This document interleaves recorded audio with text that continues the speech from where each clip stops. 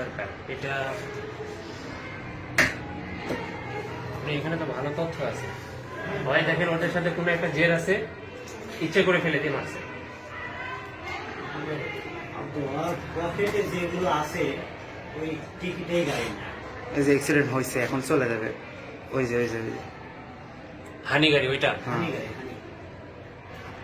ওই ট্রাক করে ইচ্ছা করলে পারতো গাড়ি খাওয়াবার। এ নাম ছিল ওরা ওই তেলের ট্রাক নাম ছিল এই কি চলে একটা আপনার ইচ্ছে করে মারছে, টান দেবে।